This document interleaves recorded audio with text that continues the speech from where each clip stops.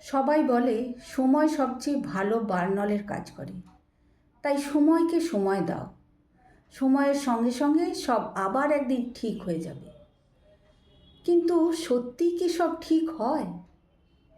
হয়তো ডায়েরির প্রথম পৃষ্ঠা দুটো থাকে না, কিন্তু ছেঁড়ার চিহ্নটা থেকে যায়।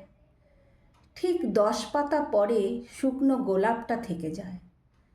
ব্লক লিস্টেড হলেও তার নামটা থেকে যায়।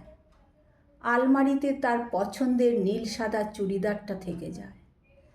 পার্সে রাখা ফটোটা একেবারে ঝাপসা হয়ে গেলেও কোথাও না কোথাও ঠিকই থেকে যায়। ইনবক্সে কিছু স্টার দেওয়া মেসেজ থেকে যায়।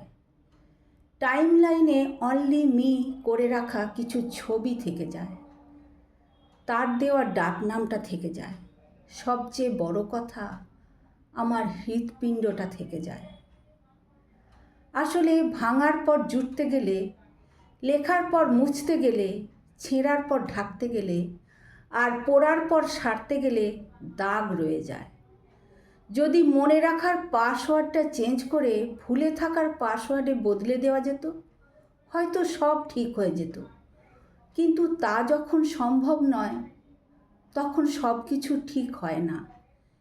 কিছু কিছু জিনিস বেঠিক হয়েই রয়ে যায় সারা জীবন।